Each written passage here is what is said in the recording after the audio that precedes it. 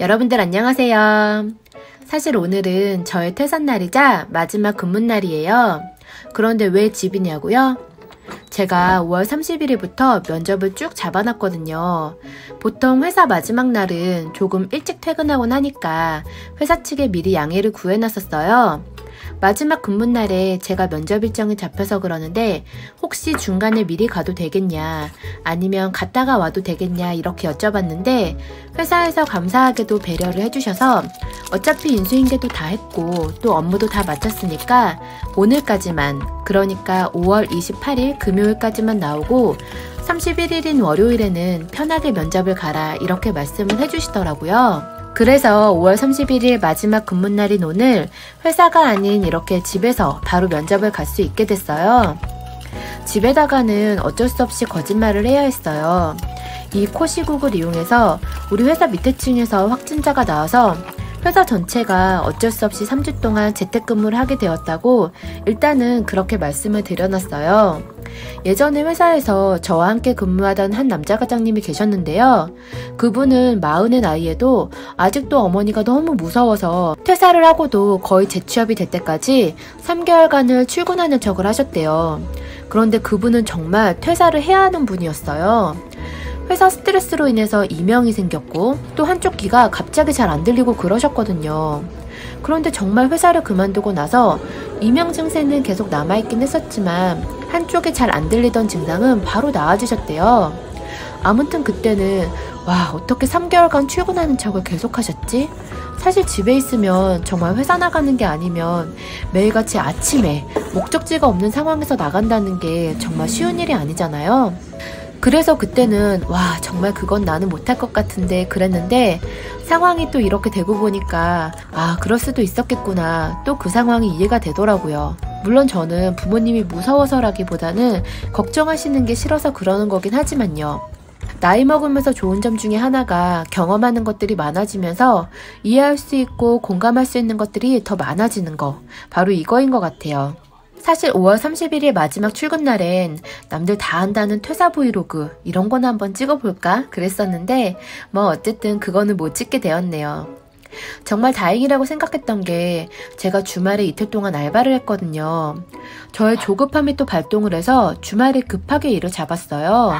물론 회사에서 5월분 급여 외에 2달치 월급을 추가로 주셨고 그리고 실업급여도 받을 수 있게 해주셨지만 그래도 이왕이면 최대한 금전적인 압박을 피하기 위해서 주말에 딱 이틀 동안만 단기 알바를 했었어요. 하루 10만원씩 20만원이면 그래도 아끼면 한 달 동안 생활비로 사용할 수 있잖아요. 그런데 간만에 몸을 쓰는 일을 하다 보니까 월요일 아침에 정말 너무너무 피곤한 거예요. 진짜 온몸이 두드려 맞은 것처럼 진짜 힘들고 피곤했어요. 아침에 일찍 회사에 갔다가 면접을 갔으면 아마도 그 피곤함이 정말 고스란히 얼굴에서 묻어나왔을 것 같아요.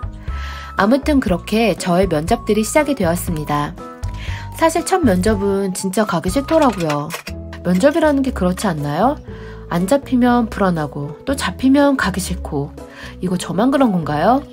누군가 나를 1분 1초 그리고 말 한마디 한마디 빼놓지 않고 평가하고 있다는 그 긴장감 속에서 계속 스스로를 어필해야 하는 그런 상황이 사실은 굉장히 스트레스잖아요. 물론 저 역시도 그 시간 동안 그 회사를 평가하는 시간이겠지만 1대 4의 입장에서 상대방의 질문 폭격을 계속해서 완벽 수비해야 한다는 게 사실 쉬운 일은 아니니까요. 면접은 5월 30일인 월요일에 1개, 화요일에 2개, 수요일에 1개, 목요일에 1개 이렇게 총 5개를 잡았어요. 물론 중간에 2차 면접이 잡힌 곳도 있기는 하지만요. 아무튼 아무래도 이번에 해고를 당하면서 느끼고 배운 게 많다 보니까 조금 더 신중하게 고르게 되기는 하더라고요. 현재는 제가 직접 서류 지원을 하고 있지는 않고 헤드헌팅으로만 우선 받고 있어요. 왜냐면 사실 조금 쉬고 싶다는 생각이 있어서 이번 주가 지나고 다음 주에 한 주 정도 쉬고 그리고 또 부지런히 서류를 넣어보려고 그렇게 하고 있어요. 아, 그런데 정말 이 더운 날에 옷을 다 갖춰 입고 진짜 오랜만에 구두 신고 그러고 며칠을 나다녔더니 허리가 아프기 시작하고 그리고 또 제가 주말에 알바를 하는 바람에 5월 24일부터 하루도 안 쉬고 일을 하게 된 셈이라 수요일 정도 되니까 진짜 몸이 너무 피곤하더라고요. 일단 이번 주 잡힌 면접들은 거의 다 봤고요. 질문들은 다 거의 비슷비슷하다 보니까 후반부로 갈수록 이제 툭 하고 찌르면 그냥 AI처럼 혹은 챗봇처럼 줄줄줄줄 나오게 되더라고요. 그리고 어쨌든 뭐 저의 경력에 대한 질문이나 제가 한 업무에 관한 것들은 어쨌든 제가 한 일이니까 그거에 대한 어려움은 별로 없었어요. 그런데 저는 제일 이해 안 가는 질문 중에 하나가 우리 회사에 왜 지원을 하였냐 이거인 것 같아요. 사실 돈 벌려고 하는 건데 사실 정말 가고 싶었던 회사를 제외하고는 거의 이 회사를 지원해야지 이래서 했다기보다는 그냥 이직을 해야 해서 회사를 찾다 보니까 회사도 괜찮은 듯하고 또 직무도 나랑 맞고 이래서 지원을 하는 거잖아요. 그리고 앞에 계신 면접관님들도 사실 별반 다르지 않을 것 같은데 내가 어떤 말을 포장을 해서 말한다 한들 그거를 아 그렇구나 하고 믿으시려나 하는 생각은 들었어요. 물론 저는 살아남아야 하니까 그리고 먹고 살아야 하니까 이런 질문에도 뭐 특별한 이유를 만들어서 잘 포장해서 열심히 대답하긴 하지만요. 뭐 별의별 거를 다 갖다 붙여요.